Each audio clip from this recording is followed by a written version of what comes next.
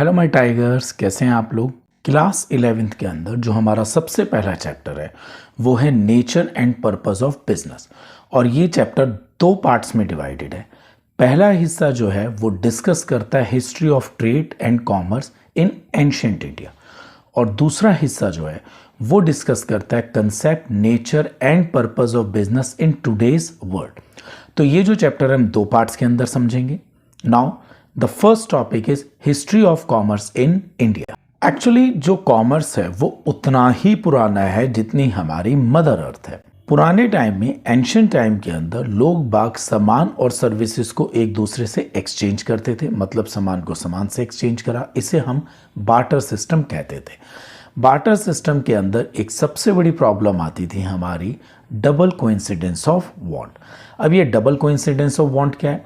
Suppose करिए आपको दिल्ली में साकेत कॉलोनी में घर चाहिए और साकेत कॉलोनी वाले को सहारनपुर में मिशन में घर चाहिए, और साकेत कॉलोनी वाले को मिशन में 200 गज का घर चाहिए और आपको वहाँ पर 100 गज का घर चाहिए।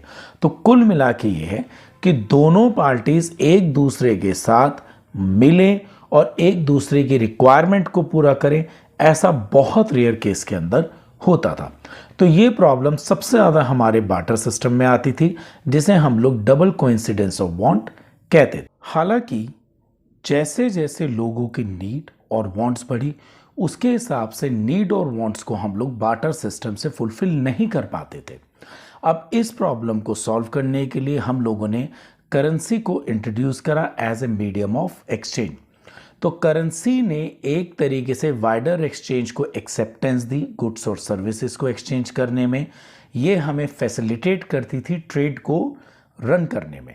करेंसी जो थी एक तरीके से उस जमाने में गोल्ड, सिल्वर, कॉपर कॉइन्स की फॉर्म में होती थी। हालांकि इसके ऊपर एक स्टैंपिंग होती थी, एक सिंबल लगा हुआ होता था, और ये जो कॉइन्स होते थे एक एप्रोप्रिएट ऑफिसर के थ्रू चेक होते थे उनकी प्योरिटी और वेट को लेकर। इंडिया जो है अपने आप में नंबर 1 कंट्री मानी जाती थी ट्रेड, कॉमर्स और मैन्युफैक्चरिंग को लेकर एंशिएंट टाइम में।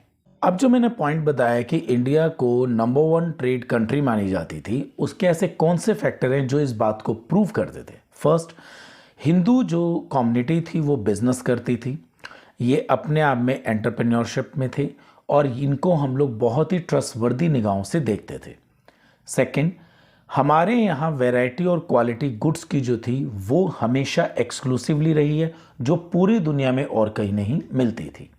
इंडियंस की जो नॉलेज है सी रूट्स को लेके, मॉनसून्स को लेके, नेविगेशन को लेके, इस नॉलेज ने उन्हें हेल्प करा है एक जगह से दूसरी जगह जाने में और वहाँ पर सामान को बेचने में। आप लोग एक बात बहुत अच्छे से जानते हैं कि किसी भी घर की ग्रोथ, किसी भी कंट्री की ग्रोथ उस कंट्री या घर में होने वाले पीस की वजह से होती है। सेम एंशिएंट इंडिया में था। पीस और प्रोस्पेरिटी जो थी हमारे इंडिया के ट्रेड को एक बूस्ट दे रही। Now the next topic is economic activities by ancient people. Class 9th और 10th के अंदर आप लोगों ने ये बात तो पढ़ी है, एग्रीकल्चर और डोमेस्टिकेशन ऑफ एनिमल जो है हमारे इंडिया के इकोनॉमिक लाइफ का एक सबसे इंपॉर्टेंट कंपोनेंट रहा है। Due to favourable climate condition, Indians जो थे 2 या 2 से ज़्यादा क्रॉप तैयार कर पाते थे एक साल के अंदर।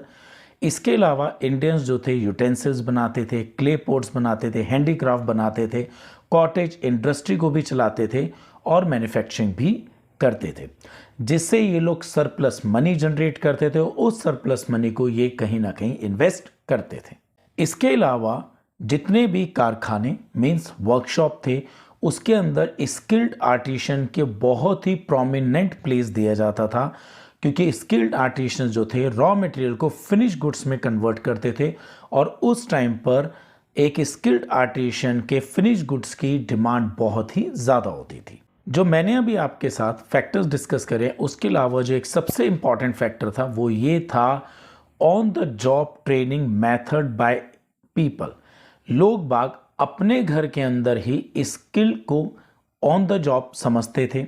एक तरीके से जितने भी आर्टिशियंस थे, क्राफ्टमैन थे, स्किल्ड लेबर थी, अलग अलग काम को अपने घरों में सीखती थी, वो नॉलेज अपने घरों में लेती थी और उस नॉलेज को वो जनरेशन बाय जनरेशन आगे पास ऑन करते थे। So that's all for today. जैसा कि मैं हमेशा कहता हूँ, मुश्किल कुछ नहीं होता, आसान बनाना पड़ता है।